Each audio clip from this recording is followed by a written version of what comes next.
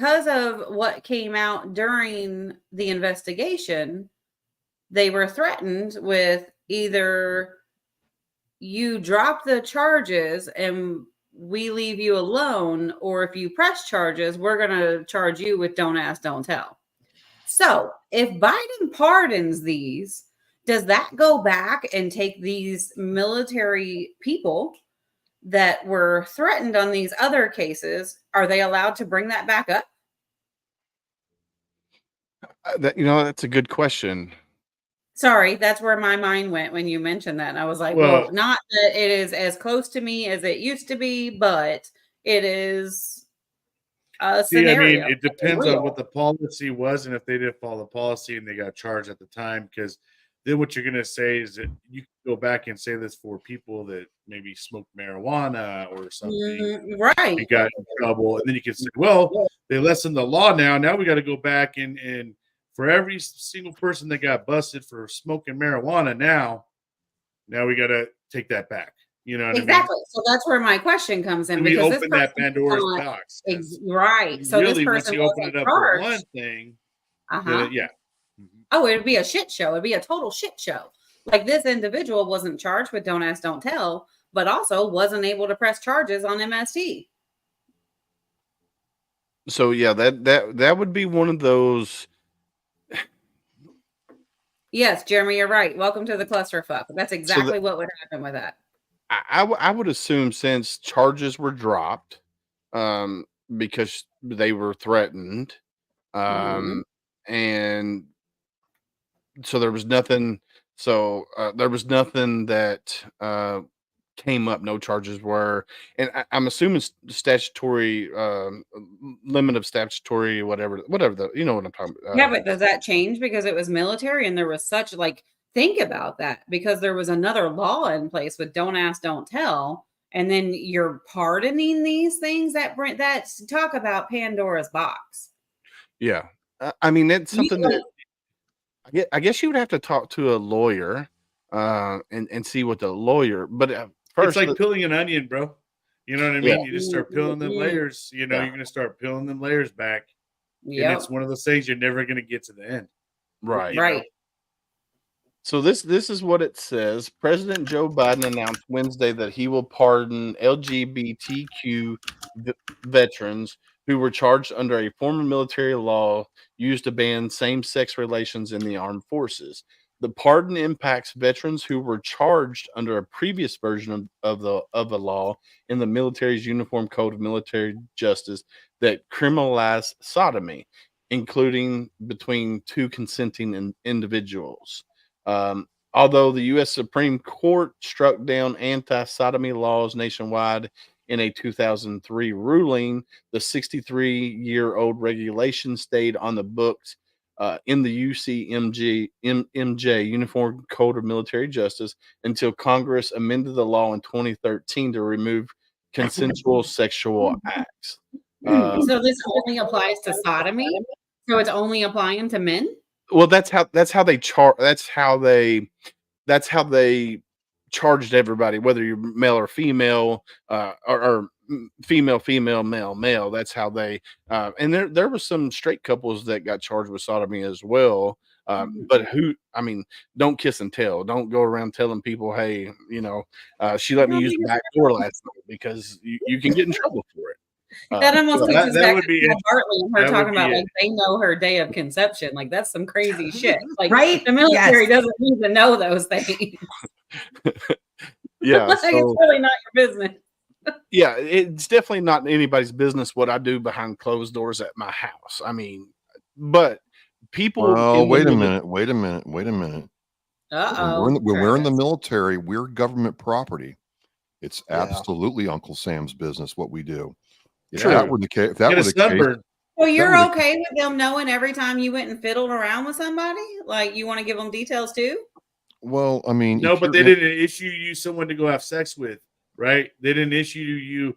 That's what their whole thing is back in the day too. Like the Marine Corps saying was, if we wanted you to have wife and kids, we would have issued you them. So don't make them our problem, right? It's basically how it used to be. I know things have changed, but a lot of it was, we didn't we didn't issue these to you guys. It's not our problem. And it would be kind Was of that the a same Marine way, I thing? would think.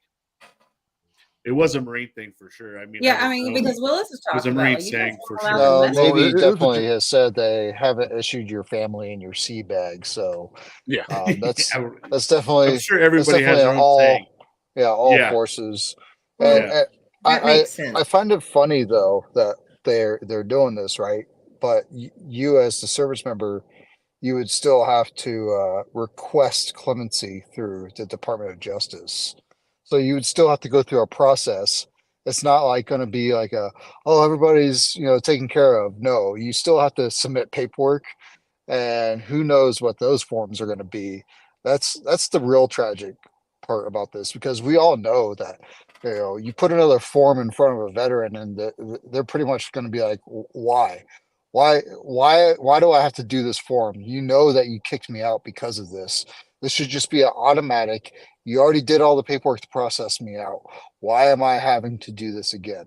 And so Right. that's one thing that like we really I think as a community we should be like, okay, cool. I don't think we should have kicked all these people out.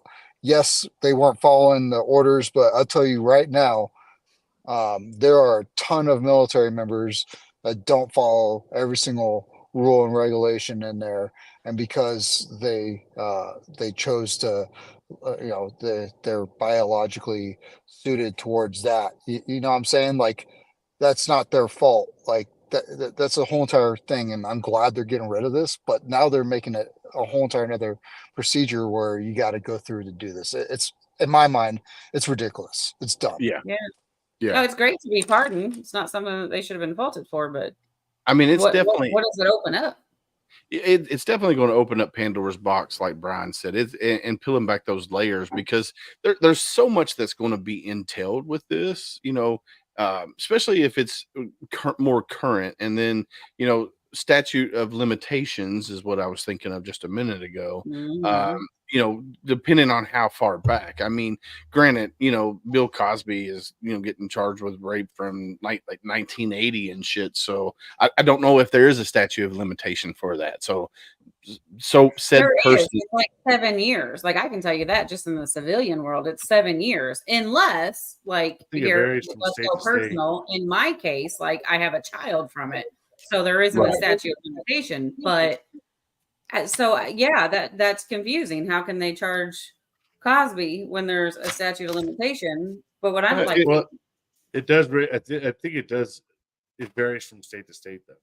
I mean, Okay. it depends on what state he's getting charged at. It goes based off of those laws. And if just because we all live in the United States of America doesn't mean we all have the same laws. It Right. varies from state to state. You know what I mean? I've kind of talked about that before, but you Yeah. would think with military it would be more federal rather than state to state. It's military. it is, but yeah, it depends on how they. I guess. I mean, on the military level, it is only tried one way. The UCMSJ or Right. whatever. UCMJ. Uniform Yeah. Code of Well, Military I'm wondering is Yeah, there you if- go. It's I would been a like to long see time. the I'd like to see the That's what forms. the- I'd like to understand, is there an indemnification clauses where you can't sue the federal government for any damages, or is the officers that sign your paperwork for you to get discharged indemnified from you suing them for lost wages or mental stress? I mean, are we going to do this for the people who got kicked out over COVID? I mean, I'm very sorry for your son's current situation, ma'am, but if he hadn't taken that jab, he'd probably be a healthy young man right now. Or- yeah. Well, 100%. So- 100%. So what do you say to those people who got kicked out and now we're finding out, guys who are in their 20s are dropping dead? Are they going to be Are they going to be, forgiven? To your point, it's a slippery slope. It's a slippery slope. Yeah, because Travis, that's even a closer point that's actually very valid, because that is a true thing, and they're starting, the studies and all the things that are coming out of all this, is showing that, and they also reversed a lot of it too, where they changed their mind, right? Like They did. they were wishy-washy with it, right? It Yeah, 'cause was recruiting numbers went down. we're taking pressure from the social pressure and this and that. I don't know what they did, but I know that they went one way with it and then changed their mind. Yeah. And now here we are today. And I mean, it's a shame that there's so many. I would love to know the number of military members that were, discharged due to this whole thing. I mean, I Right. bet they don't want to talk about those numbers. And But really, I mean, can someone look that up real quick and see if we can find that? I Wait, don't are we know. talking about the jab or don't ask, don't tell? The jab right now. I mean, Yeah. I'm just curious in terms of how All right. many So, people right, got so- kicked out because of that. Because that's another thing that you would have to open that up to, in my opinion. Right. all right. So here's what it says here. According to the Department of Defense, more than 32,000 troops were separated from the military under its homosexual conduct policy between 1980 and 2011. Of those, roughly 14,000 LGBTQ troops were issued less than honorable discharges from the armed forces. Mhm. So That's a good now amount. That's a good amount, though. here's the In thing: terms if of the military. if they got it less than honorable, and then this gets overturned, well, now they can go back and their DD 214 can be updated to honorable. Well, maybe. Well, but maybe. can it? But Brian was That's asking my about the jab. Do what? Brian was asking about the jab. How many people were out because of the jab? 8,400, approximately 8,400 military personnel were discharged for refusing to receive the COVID-19 vaccine, according to. But then, how AMA. many do we have that are like Carolee's son that had reactions and things like? I mean, are those numbers in there? Those- Oh, I would you're love to see never those gonna numbers. No, you'll never That's know. gonna You'll be that'd be a never hard know number because they're not going to blame it on the shot. They're going to say, Correct. "Well, he had pre-existing conditions or Mhm. Yeah. Yep. this and that and the other," and blame it on everything else. I imagine. Yeah. Yeah. And that is, and so all those veteran or all of those military service members who had an adverse reaction, I would almost guarantee they did not get put into the CDC's conglomerate of adverse reactions in with those numbers. So it's interesting. Michael Whitlatch is asking, is that partly why the retention rate is down? I mean, That was There's a part lot of it. There's a lot of reasons. I mean, Yeah, yeah. that's a small part. that's probably another fraction of it. But they're no longer requiring the COVID shot. Right.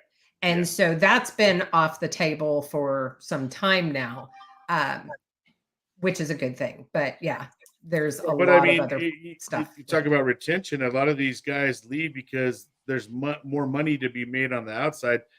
$21 an hour is minimum wage here in California. You know what I mean? So some of these PFCs, privates, don't see that kind of money for a long time. I imagine, once they start to learn, like, oh, I can get a job out here and it's making this money, and then they've been sitting there being treated like crap or something by a bad leader or something that made them have a bad a bad time while they were in. I mean, that's the things that kind of push them out. Bad leadership, lack of pay, and things of that kind of thing. I mean, that's what drives them guys out.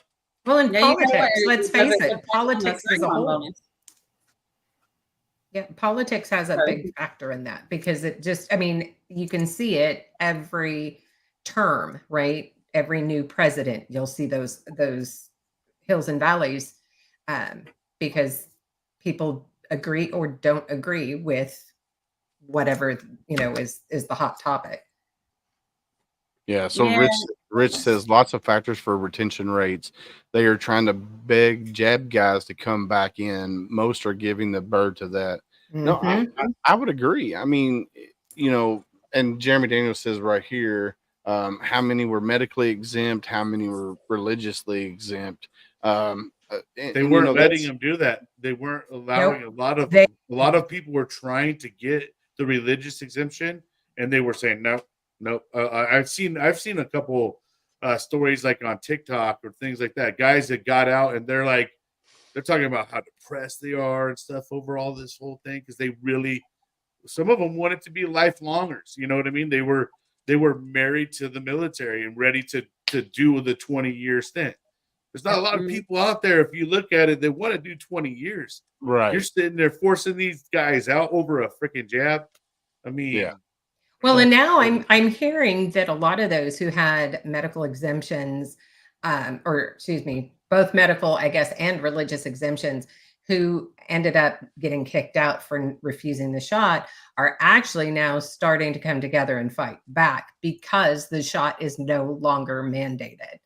and good for And- them. Yeah. Good for them, and I hope that they get some kind of traction for that because, I feel like those people, and especially the ones that were like, because I imagine there's guys that were 8 years plus that fall in that category, and now they're gone, and now you're having a hard time having retention, and the Navy's lowering their standards to get people to join. I mean, what are we doing? We're creating this world where no one wants to be in the military, no one wants to be in law enforcement. I mean, we're getting to that level where we're gonna have to start lowering standards to make these type of things available. Then you get what you get. Yeah. Well, and they are. And like I had my Coast Guard guys call me this morning for a different reason, but I was asking them, like, how is it going? And he was like, we're sending people out left and right now. Because they called me about having a meal for when they're sending out 5 recruits here in a couple of weeks. And he said, I can't tell you like how many people we have coming in and we're sending out to boot camp. And I don't know if, I know that a few months back, like they told me that they had actually changed the standards of joining the Coast Guard. And like, where does that take us? When you start lowering that standards, like, one, are you proud to join anymore? 2, like, what kind of structure is that giving our military, and what kind of laughing stock are we all over the world? Like, Well, well, it's the cycle that we always go through. I mean, because you got to remember back in the earlier days, way before my time, you had a choice. If you got in trouble with the law, you had a choice: go to military, go to jail.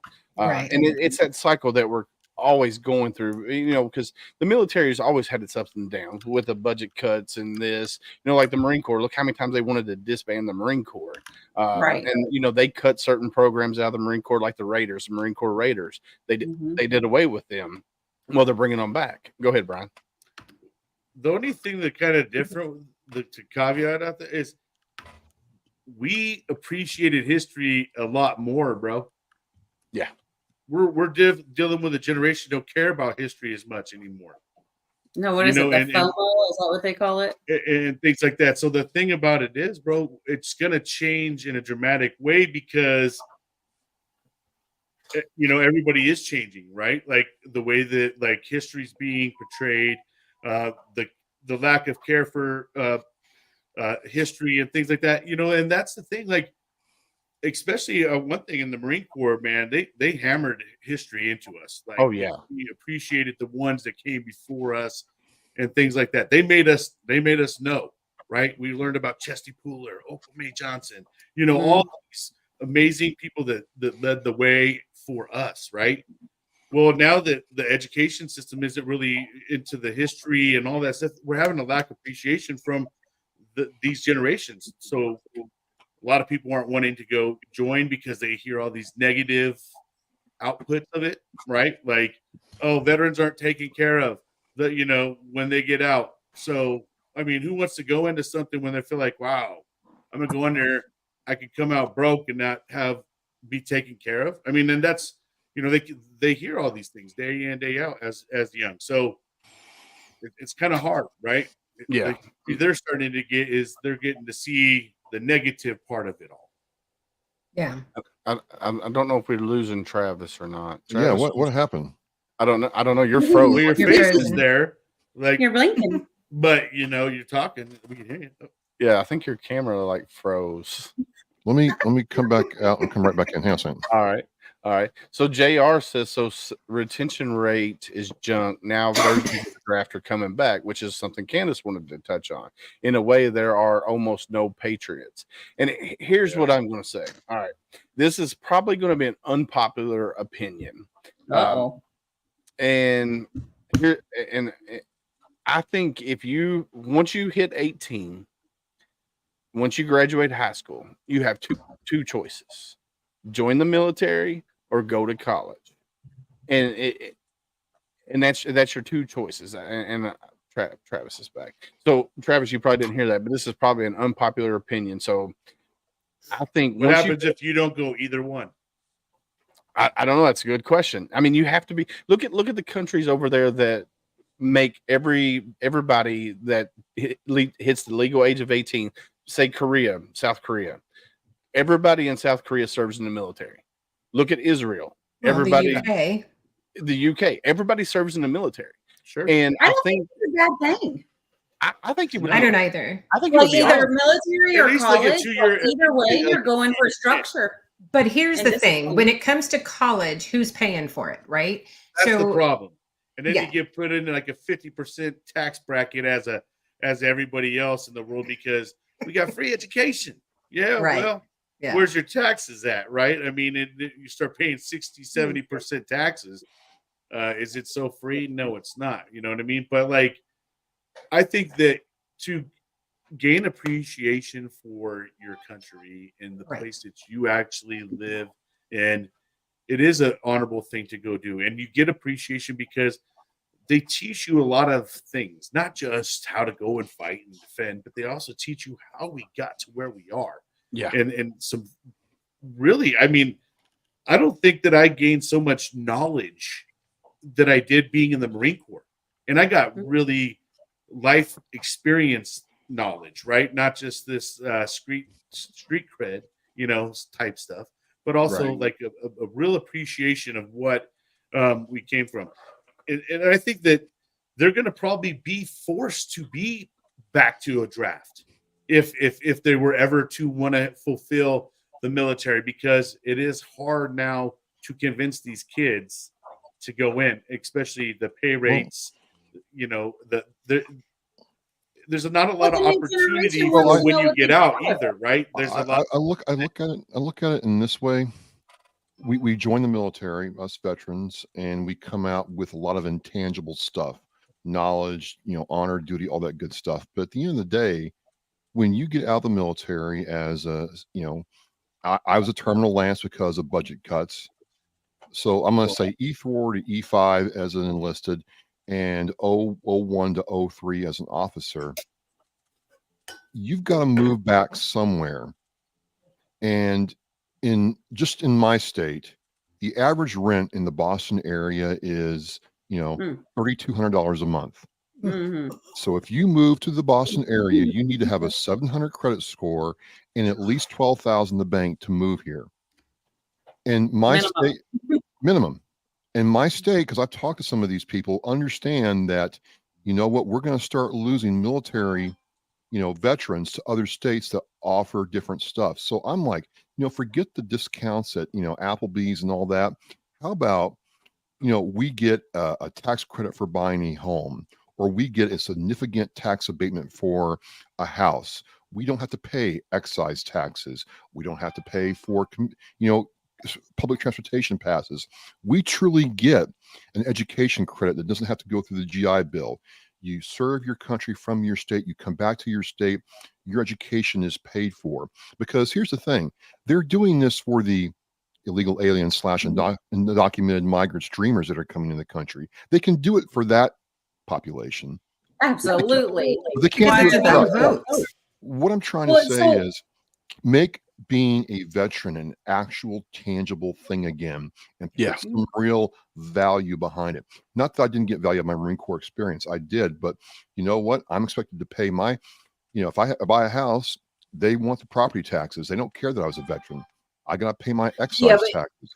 You guys were a totally generation, and you joined for a totally different purpose than what people are joining for in this Yeah, but generation. when you got out, But you had something to be proud of. When you got You out, know? though, it was easier in some ways, it was easier to know, hey, you know what? That boss I was working for served in Vietnam or World War II. Hey, sign that guy up. Don't worry about the other guys. Now you're not put in the front of the pack anymore. You're really not. Right. Yeah. And speaking of history, Marine Corps history today for the Marines out there. What's today? Do y'all know? Happy birthday. It's Chesty Puller's birthday. Today is Chesty Puller's birthday. Just trying to lighten it up a little bit. I want Well, to they thank never talk about birthdays in the Marines except for the Marine Corps birthdays. So Yeah, Yeah. so Chesty's is actually November 10th. Yeah, I mean, I'm just yes. saying. No, it says born June 26, 1898. Chesty no, Puller. every one of us is November 10th, bro. No. Get it? Well, yeah, true. I want to Thank give you, a shout Brian. out to Thank you. Brian Hobson, my brother from another mother out there. Michael, to answer your question here, are you including trade schools as college? Yes, because trade schools are awesome as well. I highly recommend doing trades because I'm in a trade myself. What about, and then DJ Played Nice says, what about other public service, Head Start, Red Cross, etc.? Think Peace Corps, but domestic. Yeah, if you go into the Peace Corps, I'm fine with that. I mean, but you have to do some type of military service or college, whether that's how I think about it. And my wife was like, no, I don't No, agree get with some that. coasties, man. Coast Guard. Yeah. They could be on our shores. We could. Hey, they're recruiting like crazy right now, and they actually want to come on a podcast and talk about it. Nice. I don't agree with the college.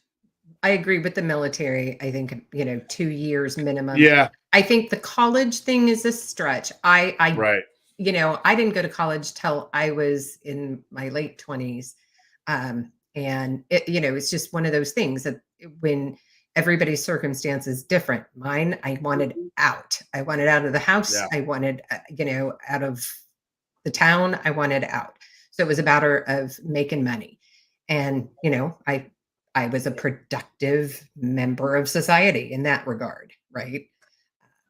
So, but not only that, but you hear about all these people that go to college, they get a degree in basket weaving, and then they become, something else, right? I mean, it's just that's the one thing when it comes to college. You hear it all the time, like, oh, I'm a communications major, but here I am, working projects and stuff like that. Well, I mean, that's the one thing that I feel like our college system kind of fails, right? Mhm. Is they lead these people all on these false hopes, like, yeah, come be this. Well, Yeah. shit, there's only like 30 positions for this job.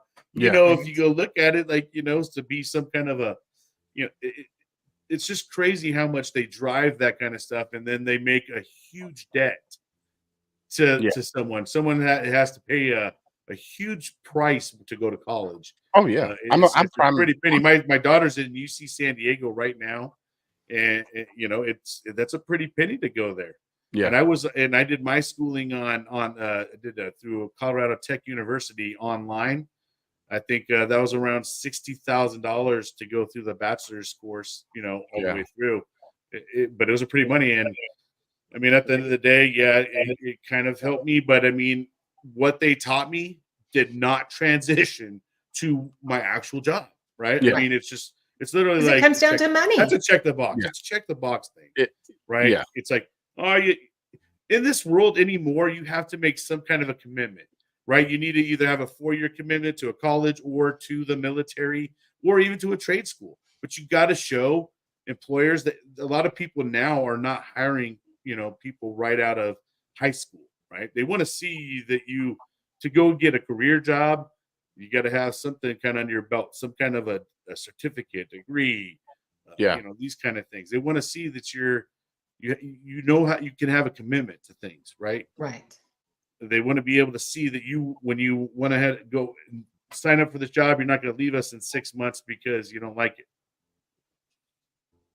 Yeah, no, I'm prime example of that. I got a degree in criminal justice. Now, granted, when I got out of the Marine Corps the first time, I started going through ITT Tech. I was going to be an architect. I want to be an architect. That's what I wanted to do. And then got recalled back in, and then went back to ITT Tech. But they crumbled, so they went under. And then in 2000, I think it was 2005, I went back and got a degree in criminal justice because I was going to be, I wanted to be a police officer. That was what I wanted to do.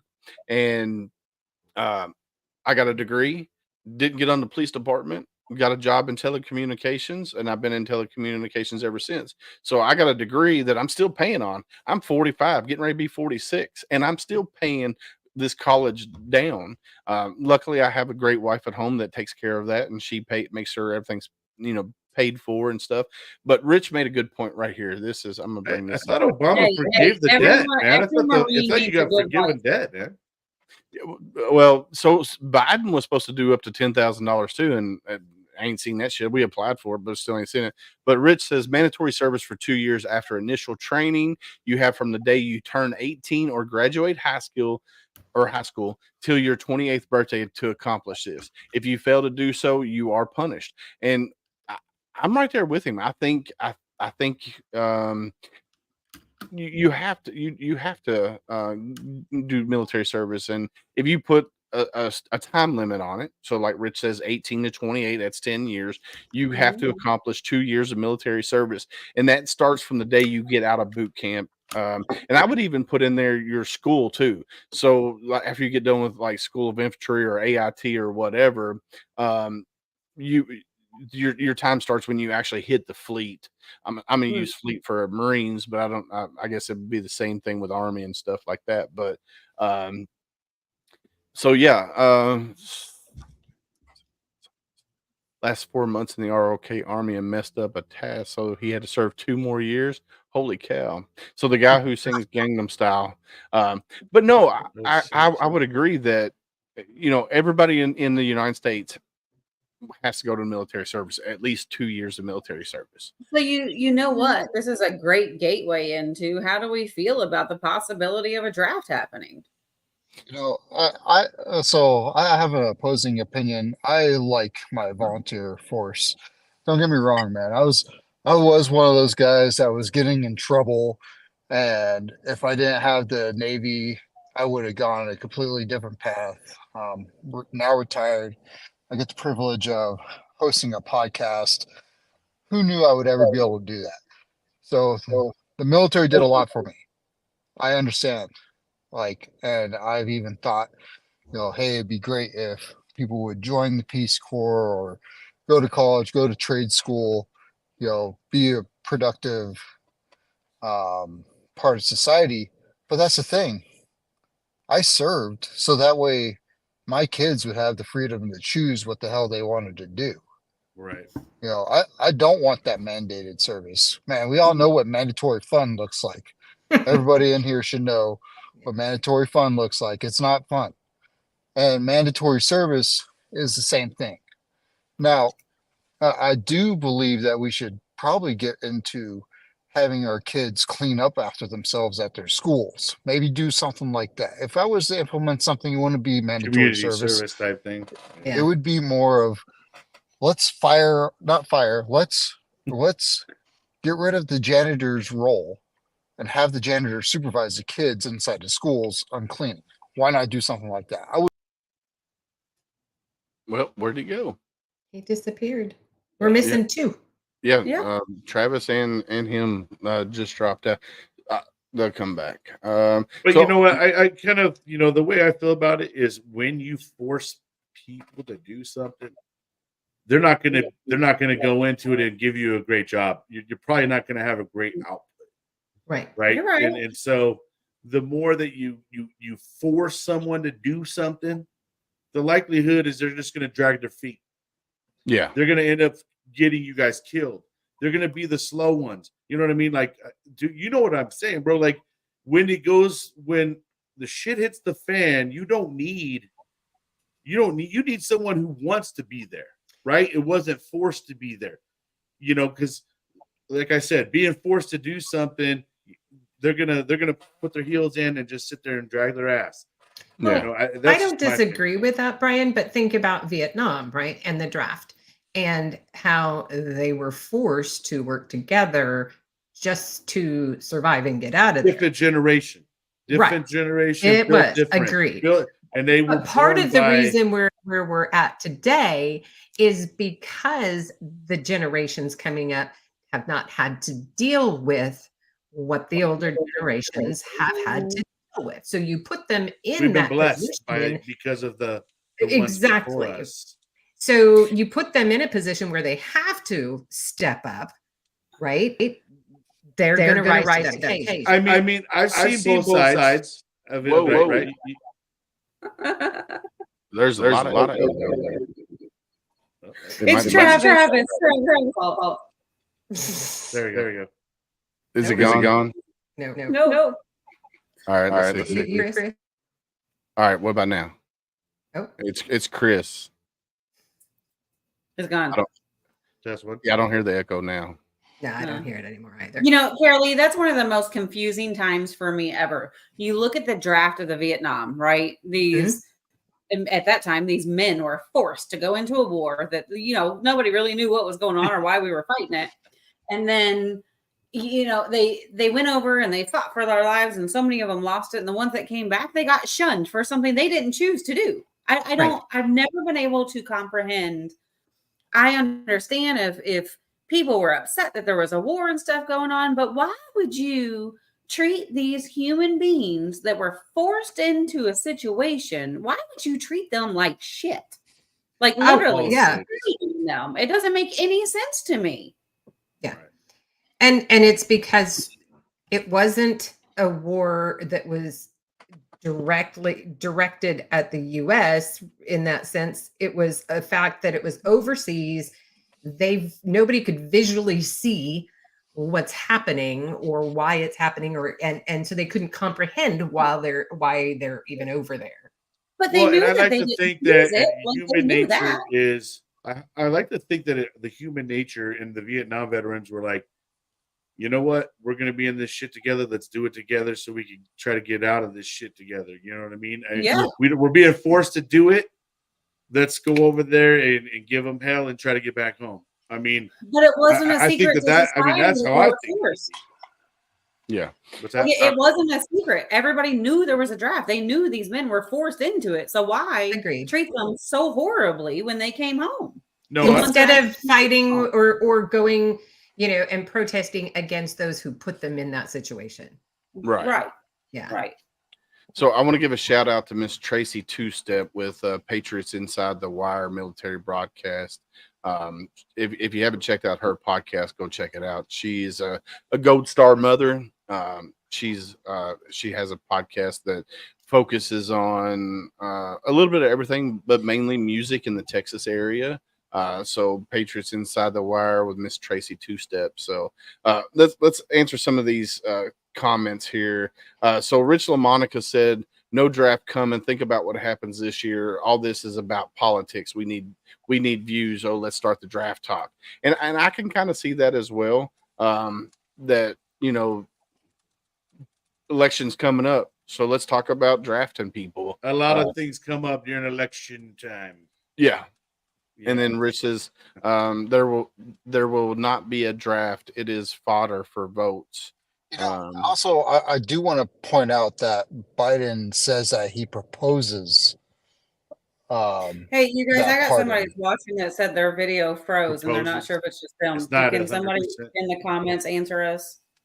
My video's playing on mine. Well, no, not to us, but the viewers. Yeah, I see it playing on my side. Yeah, it's Hey, playing Doc, are on we mine. still playing? We're all good. Yeah, I think it's Okay. We're good. All right. Just wanted to make sure. But I just want to say that there's a lot of like staging and a lot of people like beating their drum, but they're really not doing anything.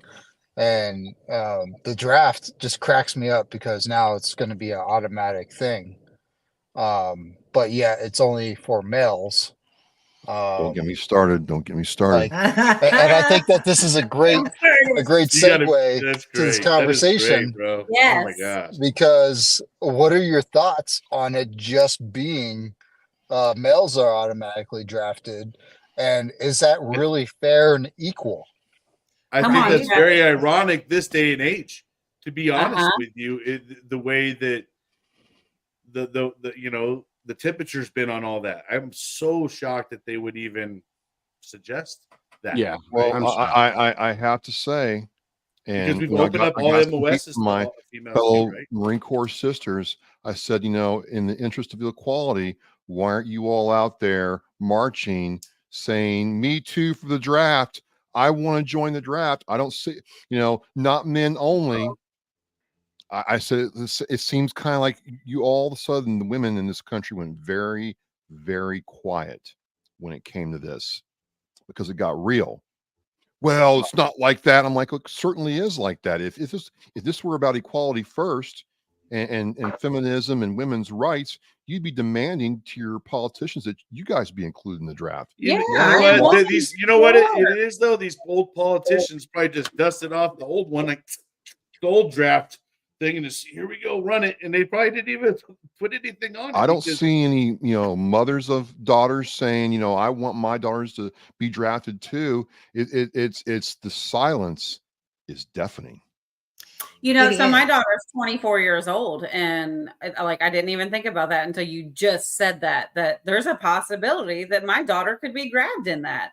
And I don't think that she should be omitted because she's a woman. Like, my daughter's a badass, by the way, but do I want her to go? No. If it came to it, I think it should be treated as equally for the females as it is the Right. males.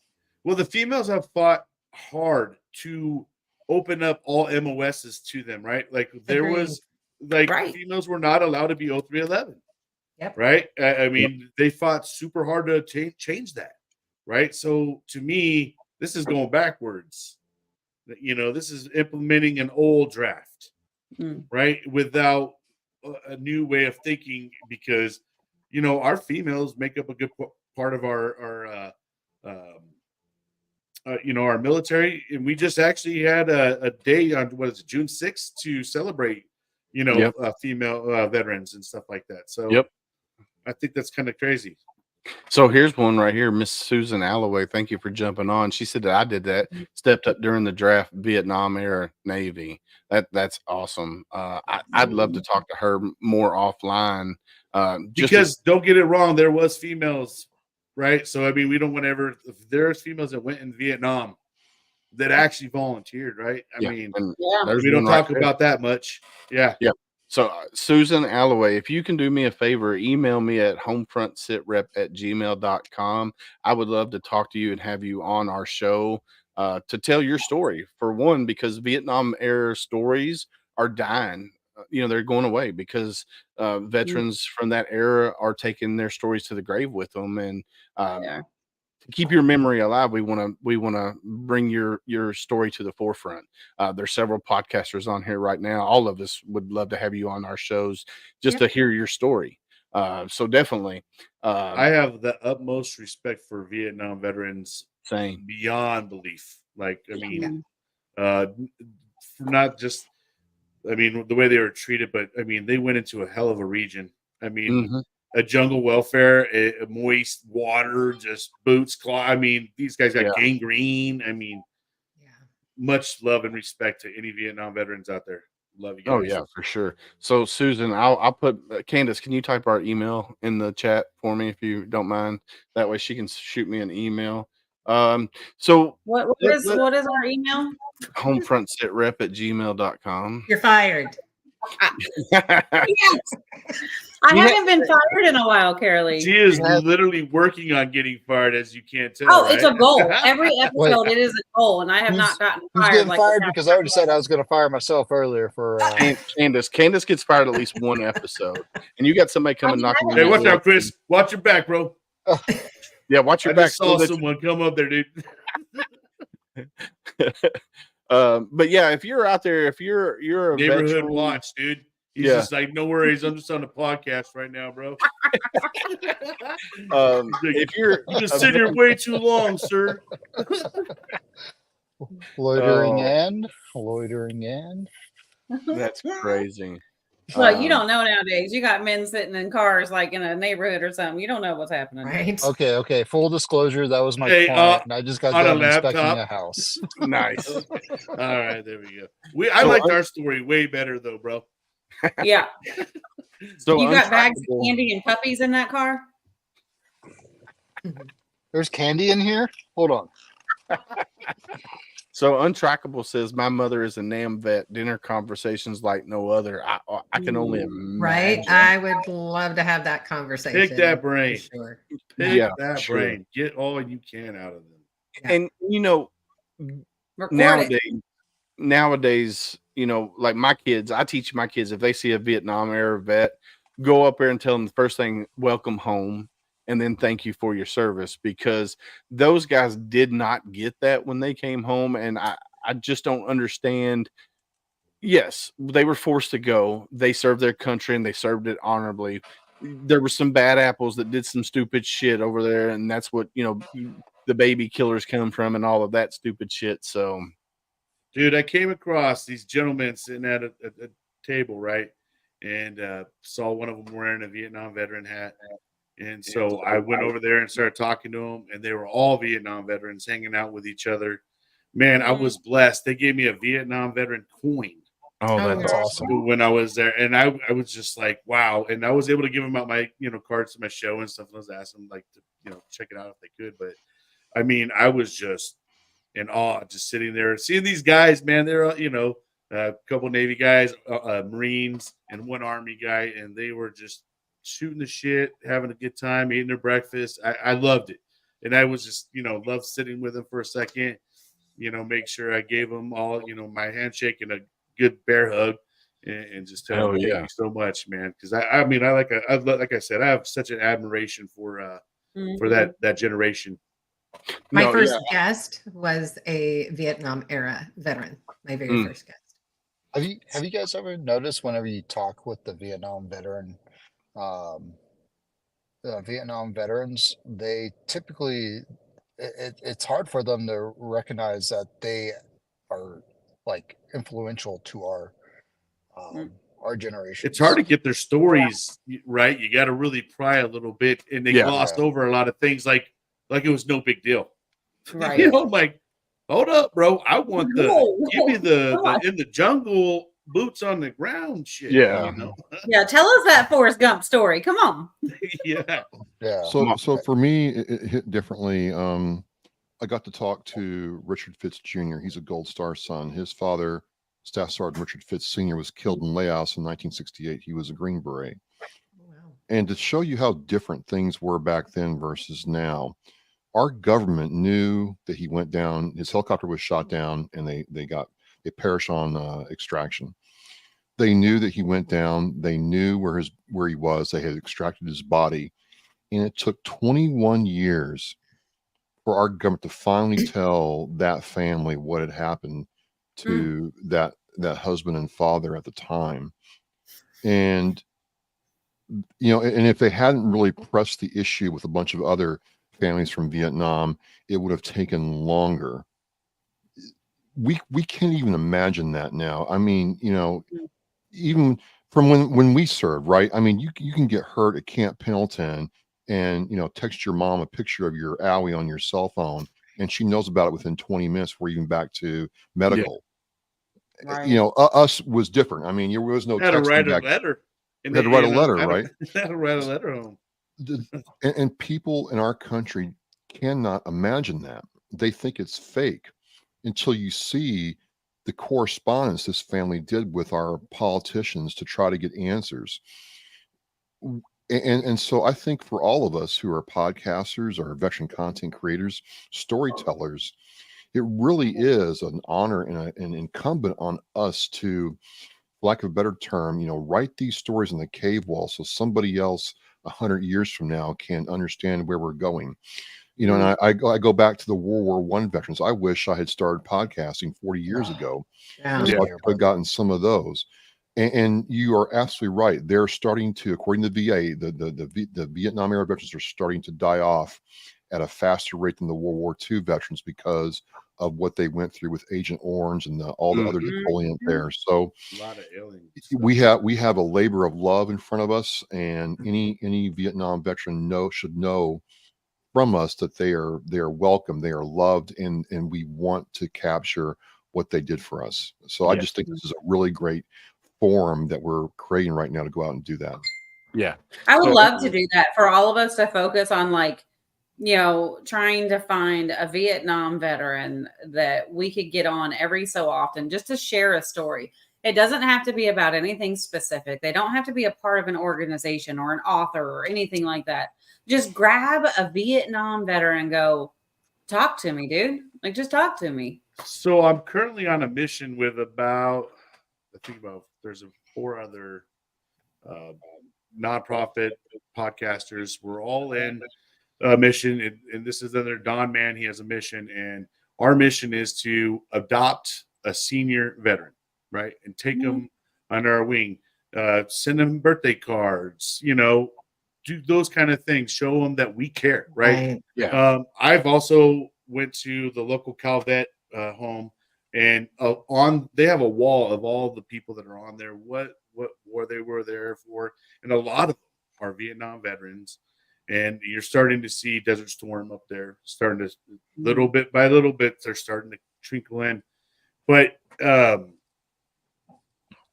to go in there and just tell them that this generation does care, right? Yeah. Because I think that a lot of times they probably think that they're just there and no one cares about what they did or anything. But I want them to know, from a young devil dog, I care, right? And I learned about them. And it made me appreciate all that they've been through. And I had to go experience some things, and then I could relate it back to them and say, wow, their shit was probably 10 times worse Yeah. than this, Yeah, condition, for sure. right? You know what I mean? So, I think it's a good thing. And I think the more that we can reach out to the senior population and give them a little hope and say, hey, man, we love you guys. We talk about you guys, all the time, and yeah. we're proud of you guys, and all those type of things. So I work for AT&T, and I travel the city, and I get to play in the dirt all day long now, after doing my other job, and now I transitioned to another job. Well, I was at a house, and the next door neighbor had Vietnam era on his hat, didn't say what branch or anything, just said Vietnam vet. And he was mowing his grass, and I was doing what I was doing. So when I got done, he was watering his flowers. So I went over to him, and I shook his hand and says, welcome home. And then I asked him what branch he was, with. He said he was a Marine.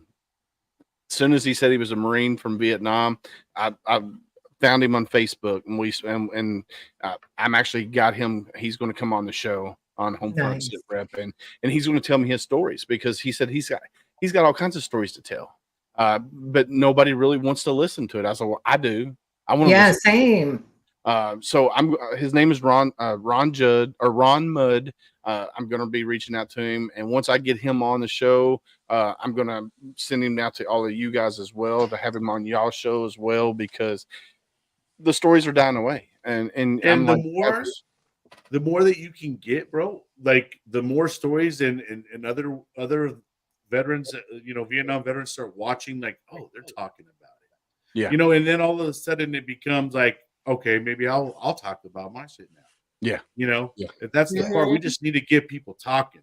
And once they start talking, we can get other conversations going. Yeah. Right. Right. What I find is that a lot of the Vietnam guys, like, they'll tell me, because I talk a lot about the transition, but I'm also willing to highlight any veteran story. But the transition, they're like, oh, well, I got out so long ago. I'm like, they're like, I don't think my story is relevant. I'm like, no, you're like, your relevancy is like even more, because you are further on in life. How did you get to where you're at? Like, what was those lessons learned? Like, what was your realizations? Maybe our community can shortcut some of it, because you shared some of your wisdom and your knowledge to help our community. Well, and you look that- at. Sorry. Go Go ahead, ahead. Travis.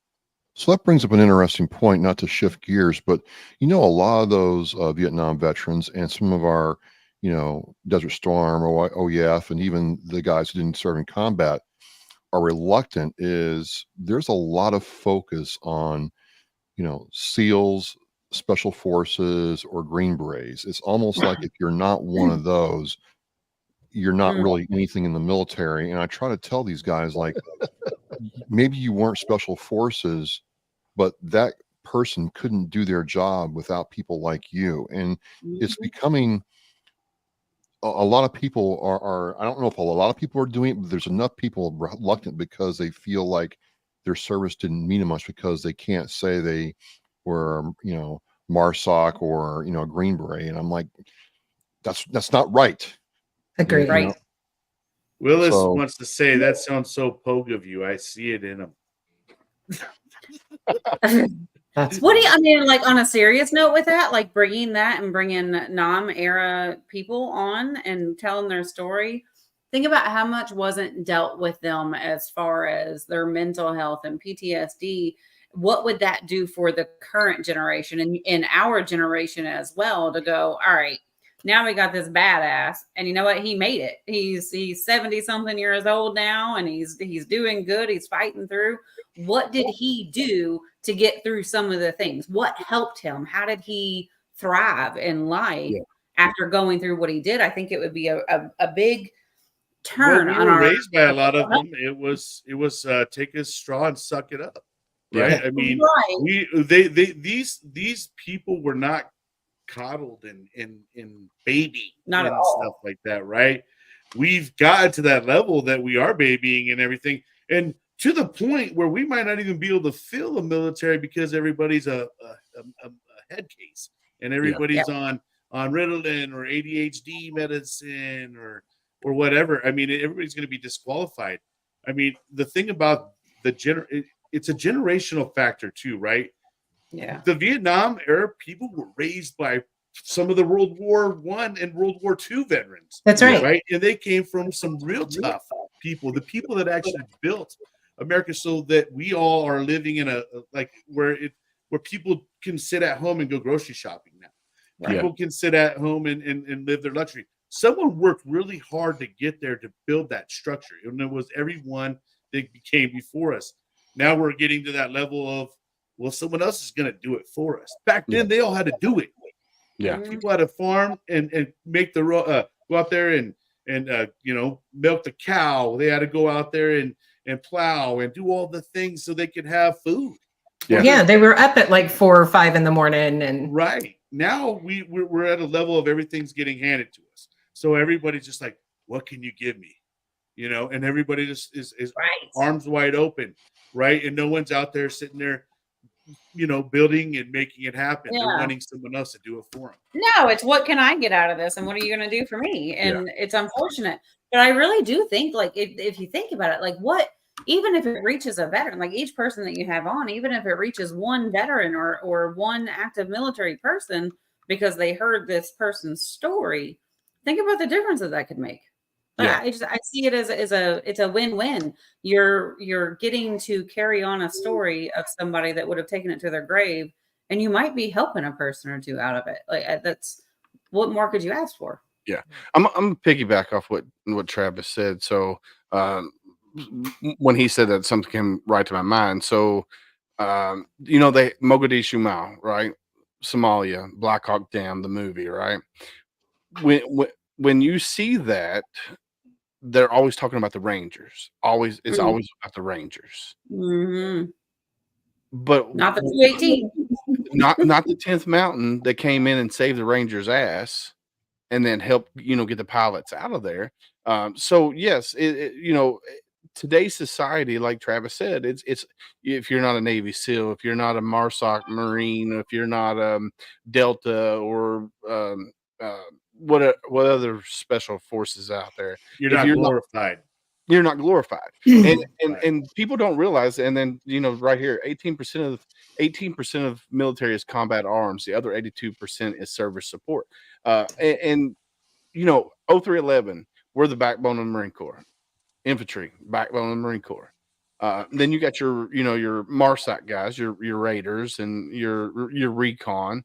But they couldn't do their job without 0311, 0331s, 0351s, and all the other infantry. But we couldn't do our job without Motor T, without comm. So it's everybody, it is a support. So yes, we say in the Marine Corps that the 0311 is the backbone of the Marine Corps, but we have our support elements that help us along the way. And today everybody glorifies the SEALs, everybody glorifies Delta Force and the Raiders and stuff, and that should not be. I mean, if you served in the military and you sign your name on that dotted line, you should be honored, regardless of what you did in the military and how long you stayed in. So and another point that was from earlier, I was going to be a lifer. That was my choice. When I got out of the Marine Corps, I was going to go into the Army, and I was going to finish 20 years. That was my goal, was 20 plus years in the military. This was right when they changed the tattoo policy. You couldn't have tattoos below your elbow, and they wasn't letting people re-enlist if you had full tribal sleeves and stuff like that. So I went and talked to an Army recruiter, and then at that time I had the big Grim Reaper on my forearm because I got it during my first enlistment.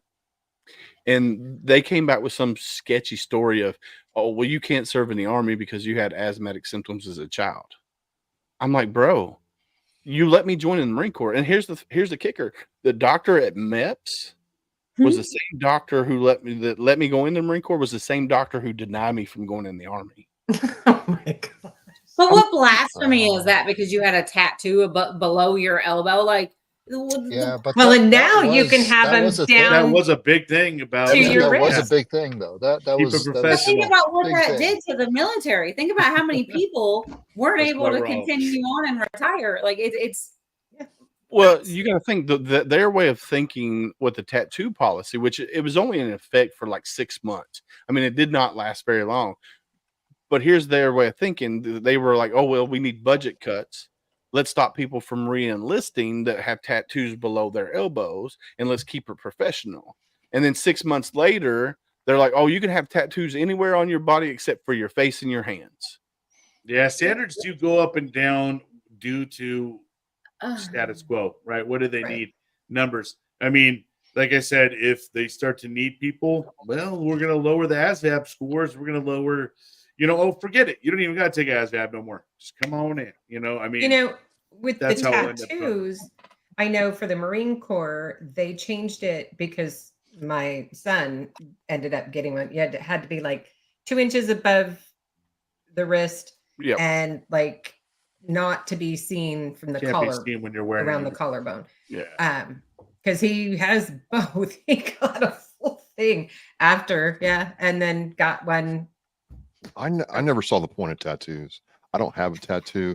I'm never getting a tattoo. If I wanted to inject myself with dye just for fun, no.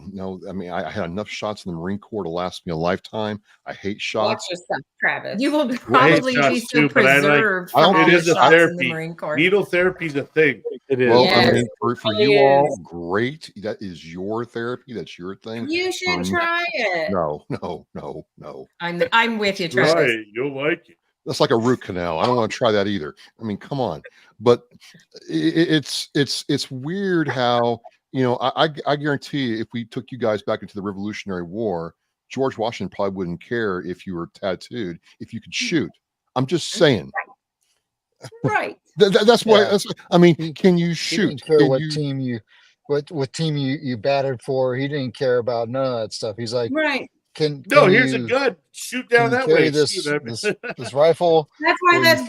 blasphemy for me. Like, Yeah. okay, a tattoo means you can't. Well, hey, Willis, I bet that was just the excuse for you. They tried to say asthma. It wasn't really your tattoo. They just Michael, they you're didn't want getting a your Marine in first- the Army. Yeah. They Yeah, didn't a lot want of me to those- go to the Army. A lot of those people that idolize the SEALs, Green Berets, and MARSOC and all that, they're probably the same people that are like, "Oh, I almost joined. I almost did it." Well, what about those Yeah. guys going to like the fake boot camps? I was gonna getting- be a Marine, but Fake boot camps? Fake boot Yeah, camp. there's fake Yeah, I boot was like, camps out what? there. All right, There- there- explain, Travis. Yeah. So if you want to, and you have the $18,000 to $25,000, you can pay for like a 2-week boot camp run by military types and be reforged. And I'm like, bro, isn't that So awesome? you And can pay? yes, you pay. Pay to get beat Wait, down. What type of boot camp? Is it a Marine boot camp? Is it an Army sounds boot like some camp? parents Is it wanted Air to Force? I will their put kid this out right. there. Different. You could pay me 25,000. I will beat you down on my farm. You could do some farm work. I will PT you all the time. I'll get free farm Right. work out of it and I get feel paid. like- I love this. Let's do it. I feel like the Air Force is the one that should cost the most because you're staying in 5-star hotels. Like, it should only be like $10 to go to the Marine one. All right, hold on. So I'm gonna share my screen real quick Oh. because as Live soon in as he shelter said that, house. Oh, Open up It's- your search history first. No, close Show it. it. Show it. All right. So Yes, I'm yes. boot camp for Watch it. civilians.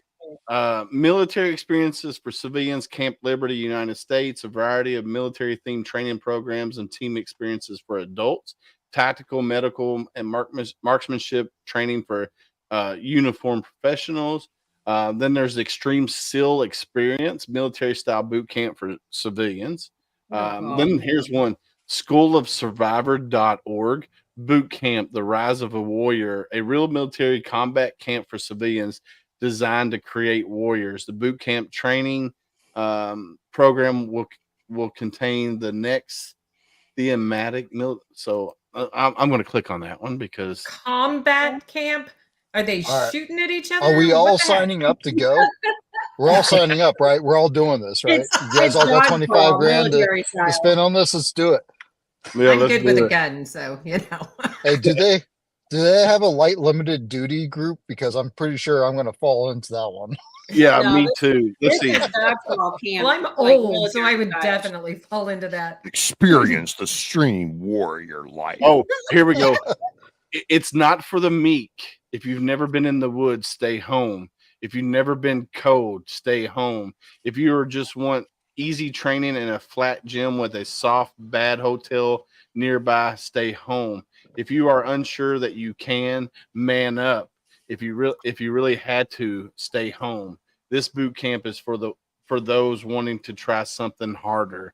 Holy fuck. Well, I mean, like essentially, like you're paying 18 to 20 grand to go do this. All If you hands really want to All experience hands it, on. just go join, and they'll pay you to do it. Like, Right? Less than Just minimum go wage. join. Yes, less than minimum wage. Less That's than minimum facts. wage. Can Yeah. we, Definitely can we less than start our own minimum. dodgeball team? Yeah. So Virtual. virtual dodgeball. Ow! Who hit me? Who hit me? Who got me? I'm out. I'm out. I caught it. That was Brian, my you're back prize. in. I caught it. We hit somebody with fries. Oh shit. Ah. All right. So what do we think? Oh, go ahead. Well, I was going to talk about this Bolivia attempted coup. Oh, yeah. Have y'all heard about that? I have. Yeah, I've heard about it. Yeah, I've heard about it. So, military flees Bolivia, government palace after coup attempt fails, general taken into custody. Why you gotta do that, Willis? You gotta be the teacher of the group. Like we were finally laughing about something. He's like, "No, I want to talk about this." Well, I want to make sure we get all our points in, bruh. Go eat a crown. You're fired. A crown? Yes. He Crayola. wants to talk about It's, the coup. it's French. Got to pronounce the ola in Crayola. All right, so it says armored vehicles rammed the doors of Bolivia's government palace Wednesday in an apparent coup attempt, but President Luis Arce, say that fast, Luis Arce, vowed to stand He lost firm his arse. and named a new army commander who ordered troops to stand down. Soon the soldiers pulled back along with a line of military vehicles as hundreds of Arce supporters rushed the square outside the palace, waving Bolivian flags, singing the national anthem, and cheering. That's the only So- reason you want to talk about it is because of The his name. arse. The arse. I mean, I can't It's get the past arse. arse. The Arce. Yeah. No, I just, it's Well, It crazy. doesn't say what branch. What'd you say, Carol Lee? It didn't say what branch. Well, I'm assuming it's just the Bolivian military. So it doesn't say it just says army. It Oh, sounds okay. like Bolivian army. It definitely is not the Bolivian Marines.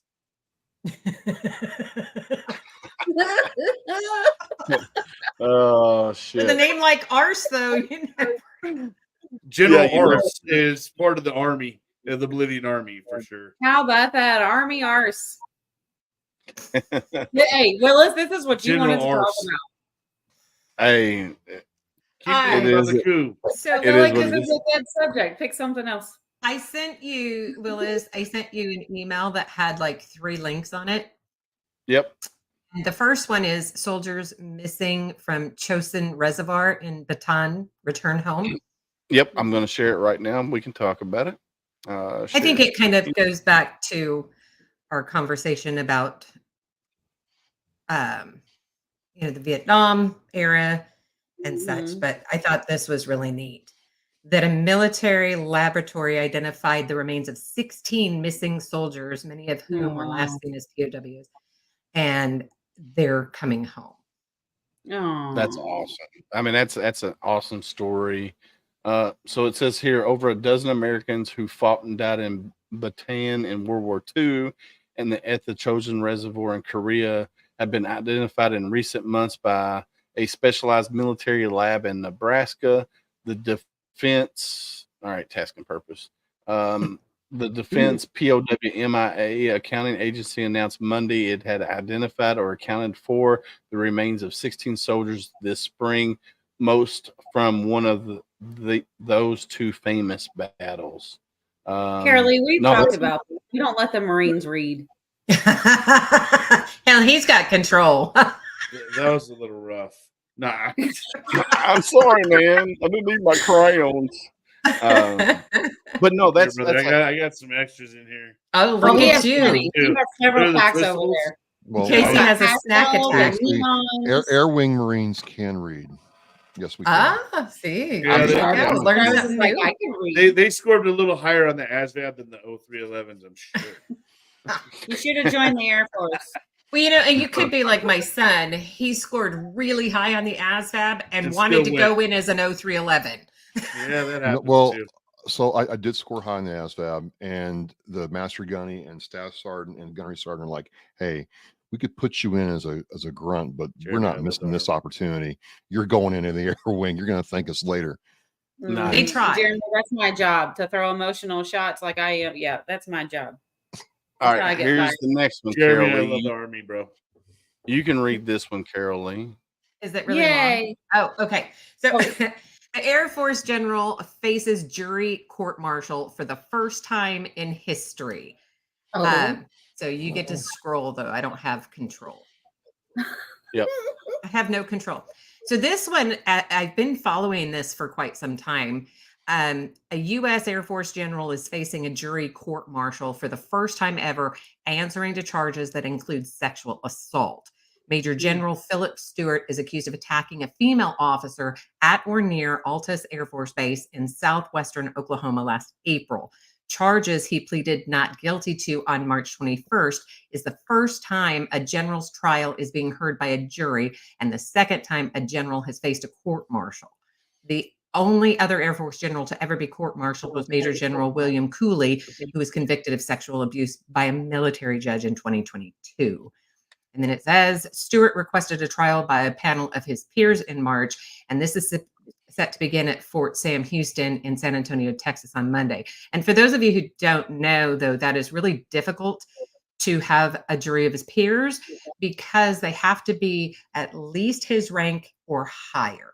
And you don't have a group of generals all in one area, right? So they have to find them from all over the nation to come in to make up that jury. And how many guys did that guy probably bust in his days? You know, Oh, for the yeah. same exact Well, it turned thing. out he ended up, if I recall, he ended up actually pleading guilty to 2 charges. Now, I don't recall what those charges were, but he They need ended to up throw the pleading book guilty. at his ass. Right? 100%. That Yeah. is completely taking advantage using your power and Yeah. intimidation. Nope, you Oh, have yeah. a responsibility. No way. Yeah. My only no, thought that's is, crazy. I have to, so I don't know the case. I have to look at it, but I'm thinking, okay, he copped to the lesser charges, probably fraternization, conduct unbecoming. Trying to get a lesser of the But he To must be a lesser he of must crime. think that he has an ace in the hole to pull this, because if he's going down, at best he's going to be out of the Air Force. At best, Yeah. at worst he's going to spend some jail time. So he must think that he has something to prove that this was consensual and not what the plaintiff says it is. But still, you would think after Tailhook, people would get the message that this stuff's just not acceptable anymore at all. And once again, people think they're above the law. Yeah. Yeah, not only that, I mean, even if it was consensual, I don't think she was a general, right? I Well, mean, exactly, the fraternization, which I don't know about you all, fraternization, boom, it's we were next. told, Yeah, "Do not sleep around with fellow Marines, don't sleep with junior Marines, don't do it, period." yeah. So, Mm. set the example, sir. Yeah, for sure. It's like it's one of the. I know this isn't relevant, but it's into our first responders, and like here in Louisville, like our police chief just got fired because of some sexual harassment stuff. And what the chief of police in Mount Washington, I don't think it's the same thing, but he just put his resignation in or yeah, he forced, resigned and as well. Yeah. like this thing Uh, in Louisville with the LMPD, like it's Yeah, it's kind of crazy how many of these guys end up becoming the criminal that they bust or, just got done, putting in jail for a long period of time. Yeah. And well, our I mean, we have a LMPD story. chief, We have a story she- just out here in LA where the cop who was on the drug force task team in the correctional department ends up being the one smuggling in the drugs. yeah. Oh Yeah. yeah, this is one like I they were mean, so doing they catch adult him. pool parties with like special victims units and like that type of units, and that's the irony of it. It's like, Yeah, like a husband and wife, they're both majors. mhm. So the wife came on to another female officer and said, "Hey, I don't mind if you sleep around with my husband." And now Yeah. they're bringing up charges against her and him. And I'm Yeah, like, but then "Wow." he got promoted after it was brought about. Like, Yeah, and it, that's it's where our chief messed up. And she came up from Atlanta. yeah. So it's crazy. And then we got one more to talk about here, real quick. Let's see, Carol But Lee. he's this- trying. He tries. No, I just want to make sure we get everybody's topics talked about. So this one here, go ahead, Carol Lee. Oh yeah. I So we wanna were know about- talking about, the whole punishment thing, the don't ask, don't tell. Well, soldiers now are being faced with punishment for sharing, liking extremist content on social media under new Army policy. But my question is how do they determine what's considered extremist, right? Mm. Soldiers can be more easily held accountable for liking and sharing what is considered extremist content on social media under a new policy revision unveiled by the Army on Wednesday. The new set of rules also allows disciplinary action, including being kicked out of the service for knowingly displaying flags and symbols or wearing clothing associated with radical causes, even when off duty. It's the Army's most significant move yet to curb such activity in the ranks and to more clearly define what extremism is and what conduct from soldiers won't be tolerated. The update is also the latest in a military-wide effort to combat extremist activity that began after veterans and some service members were among the throngs of protesters who stormed the U.S. Capitol on January 2021 and tried to disrupt the certification of presidential election results to keep Donald Trump in the White House. Yeah. Wow, I was. I guess like didn't really that think that's question, what they though. were referring to. I thought they were more talking about what was going on with this whole Syrian thing, and because I mean, you see how involved everybody's getting with that in our country. I thought that they were more like not talking about the whole January 6th thing that happened. Right. I thought they were talking more present, but that's crazy. Well, to your But point, I like that Brian, question though. How do you pick, as far as other than that? How do you pick what's considered extremist? Like what? Well, anything I would Well, think so that whatever goes the against government- whatever the narrative is of the day. Yeah, it's whatever the government deems, right? I mean, Right. just But, like, our just with conversations a here lot of the would be things going on. I considered see that controversial. this is coming out around the time when all the stuff that's going on in Ukraine, Russia. We got this with Syria, and all these things that are going on now. I could tell it's getting really squirmy in America, right? Where people are now starting to side with known radicalist groups and stuff like that. It's crazy how much more the U.S. is getting involved in foreign shit, right? We're sitting here fighting here in our own country for stuff that we can't even change. Yeah. Well, What were you- I don't Travis, want go to ahead. hear. I don't want to hear how somebody who wore, the Hamas flag or, other terrorist colors gets butthurt when an employer denies them employment. I mean, I just don't want to hear it. Right. You know, it's a proven fact. I can look this up where the FBI considers us as veterans a potential threat vector in domestic terrorism activities just by the fact that we're a veteran. You and Yep. I cannot do a thing, but you know, the more firearms we own or the more patriotic we are, we're on the cusp, immediately. right? So to your point, you know, Carolyn, what is the threshold for being an extremist?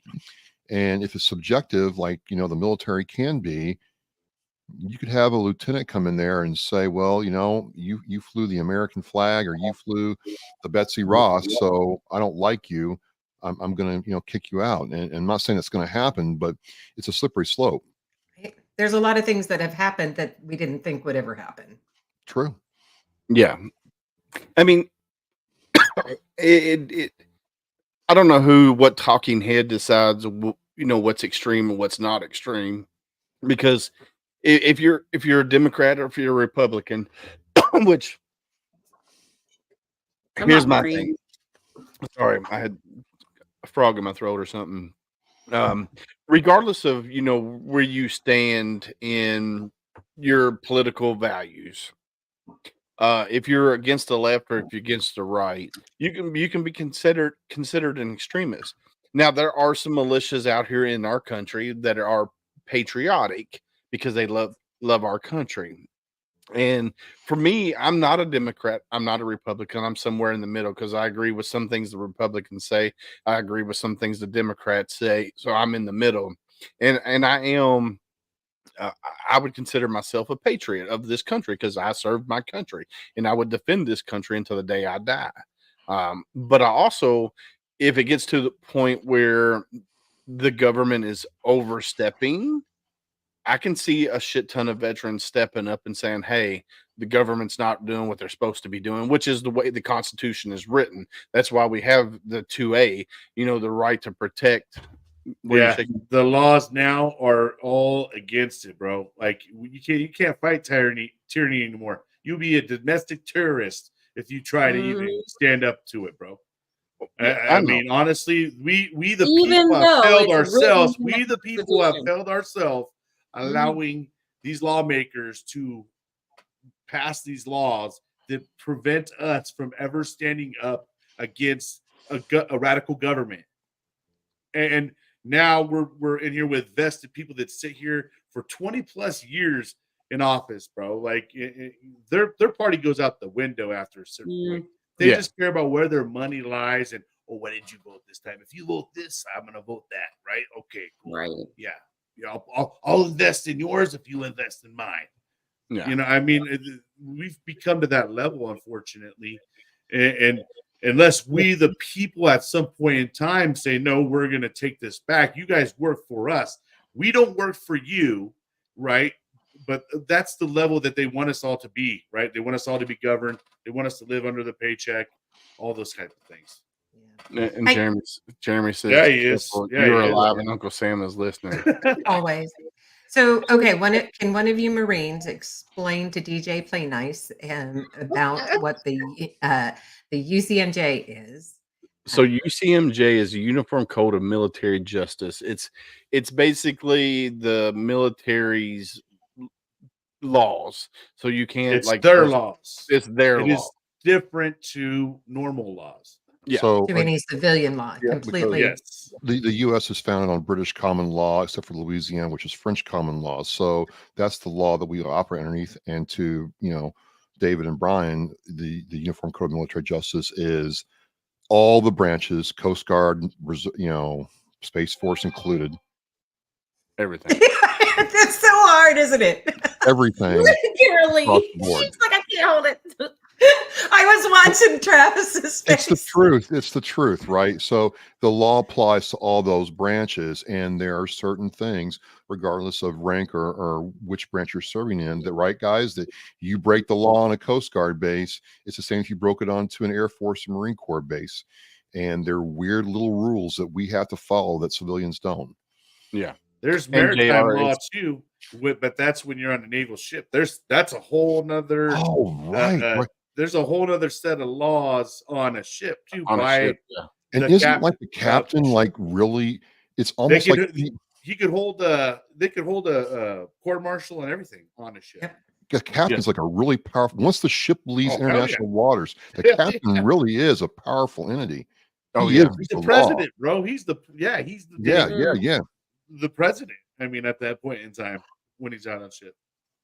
Yeah, it's crazy. There's so many different rules and regulations within the military, and you know they go by Uniform Code Military Justice. Is so like for prime example, fresh out of School of Infantry, we were up in Bridgeport, California, and our company commander, our platoon commanders, our platoon sergeants were all in a huddle.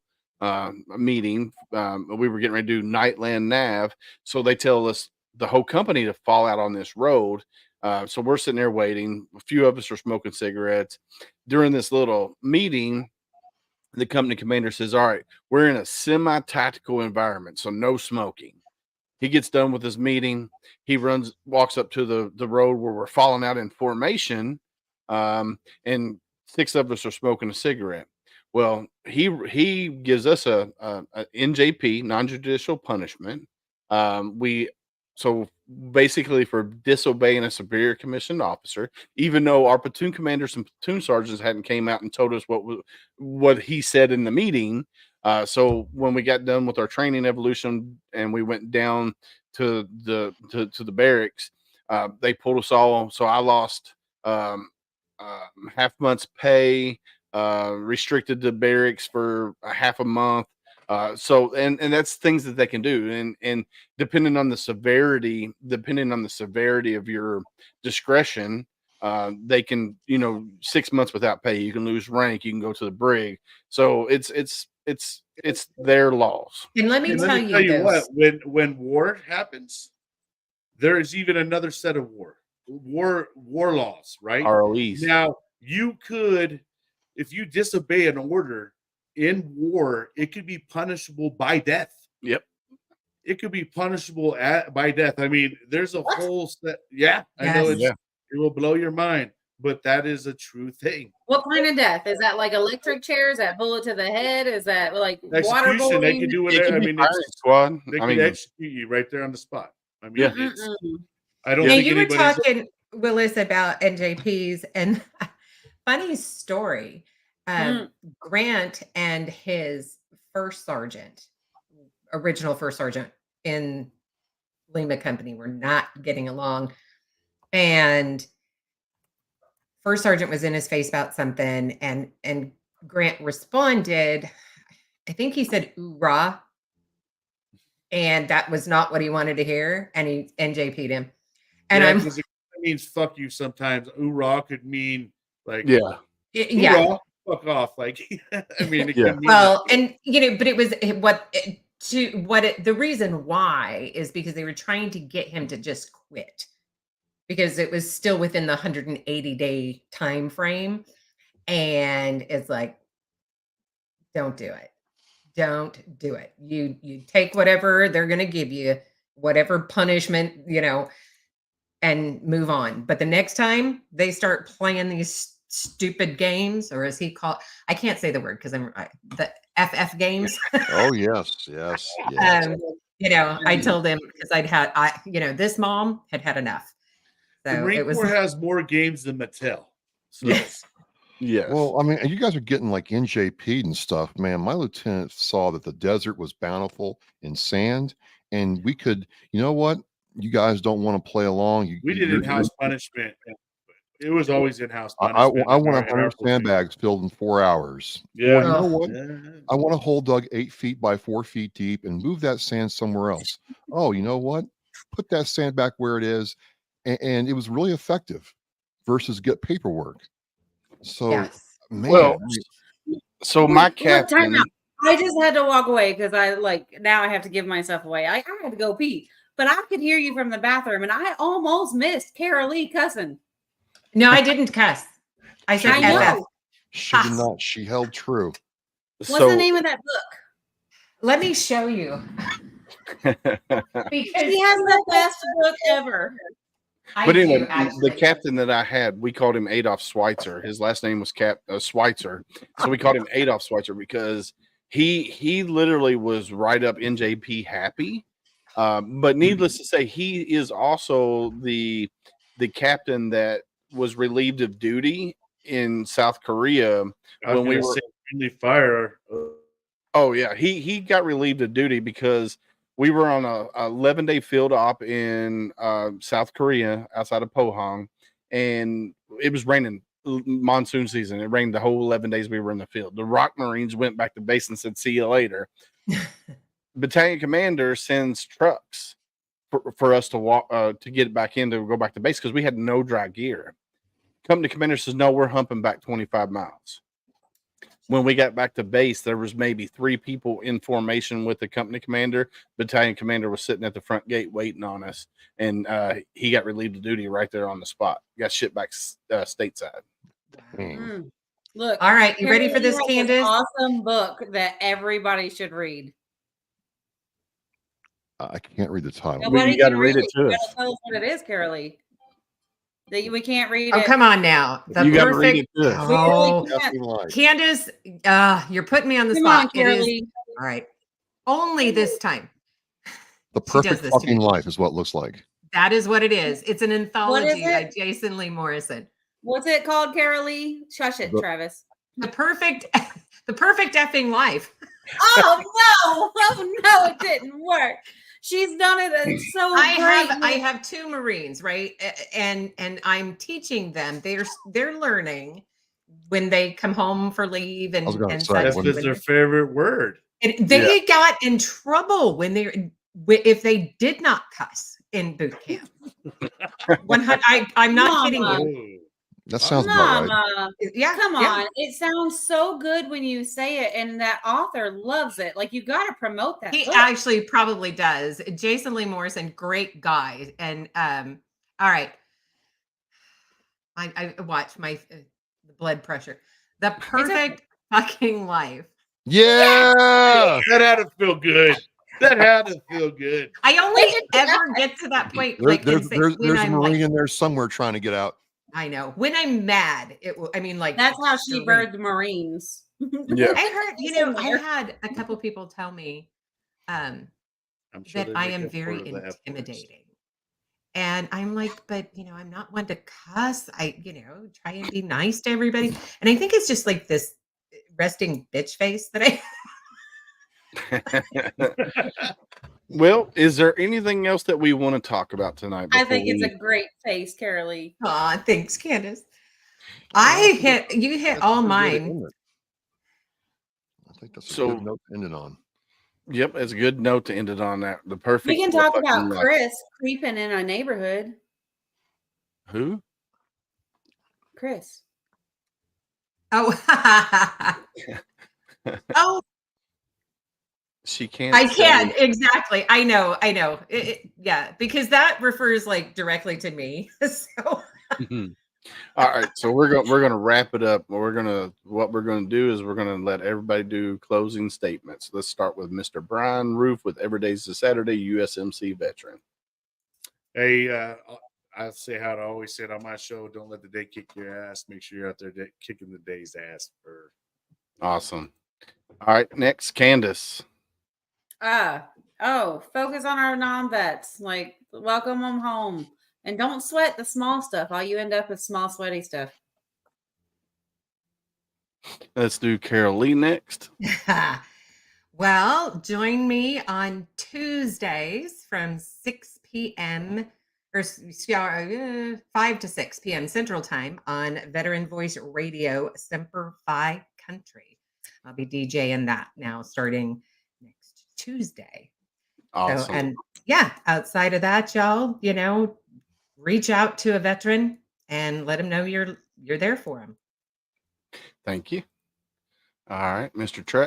Let's go back to the stage. Mr. Travis.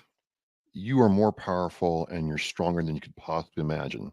You just have to believe, and I believe in you. Love it. Love it.